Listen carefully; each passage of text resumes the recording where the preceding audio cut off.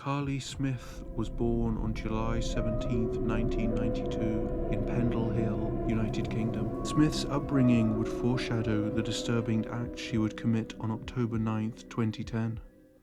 From a very early age, Carly's single mother, Catalina Morgan, was often absent.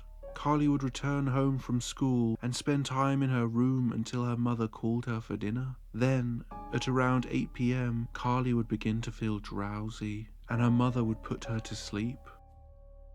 But Carly would often wake up in the middle of the night, groggy and disorientated, usually from a nightmare. In fear, she would look for her mother but find her bed completely empty.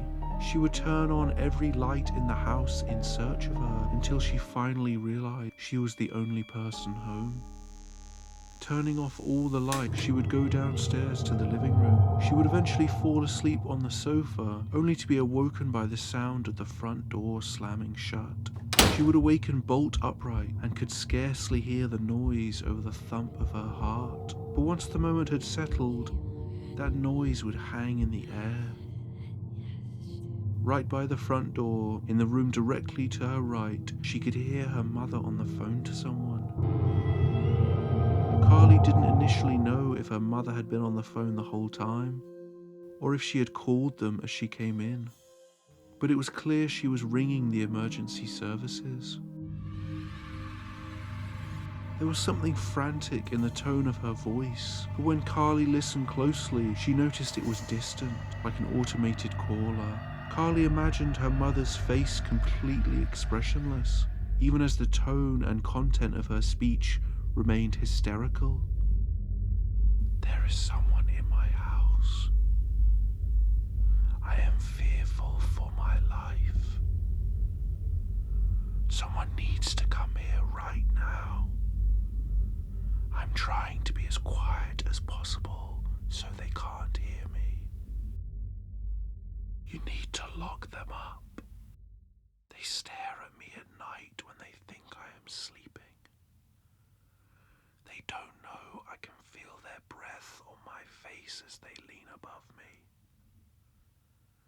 And when she's not there, I can see her in my garden at night, staring up at the window."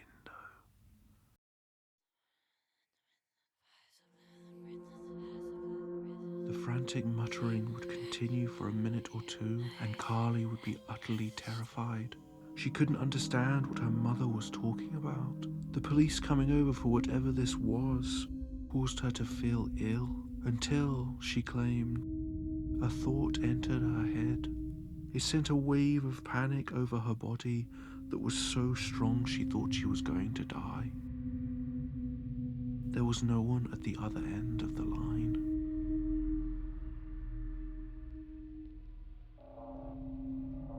As if sensing Carly's realization, her mother abruptly stopped talking and entered the living room.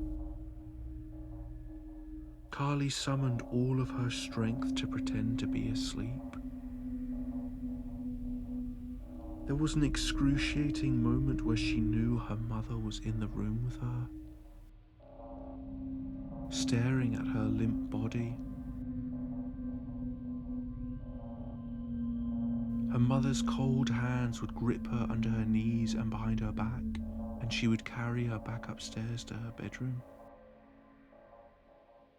The instances Carly recalled from her childhood were incredibly disturbing and unusual in character. Strange goings-on in the night when she was supposed to be fast asleep. As Carly grew up, she learnt to just stay in bed. At the age of 16, she moved out of her mother's house to live with family friends. It was believed she had not visited her mother for 4 years until the night of October 9, 2010. Marcus and Lily Brown were close friends of Carly's grandparents. They had taken her in when she left home. In the days leading up to October 9th, the couple noticed Carly pacing her room at night. The frantic steps and quiet muttering could be heard through their shared wall. Marcus would leave their bedroom to knock on her door and quietly ask her what was going on. the house became completely silent. It is believed by police investigators that Carly entered her mother's residence at 5:15 in the morning.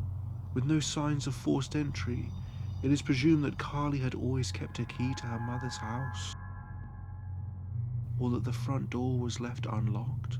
It is known that Carly entered the house, crossed the living room, and walked upstairs. She then went into her bedroom and retrieved something. She crossed the hallway to her mother's bedroom, where her mother lay in bed. Carly stabbed her mother's mouth so forcefully that her teeth splintered. They collected at the back of her throat as little white shards. She tried to scream for help, but the shards caused her to choke. By the time the police found her body, the contents of her esophagus was all that could be used to accurately identify her. In court, Carly would plead not guilty to her murder. Her story surprised the jury, but it was an open and shut case, and she was sentenced to life in prison.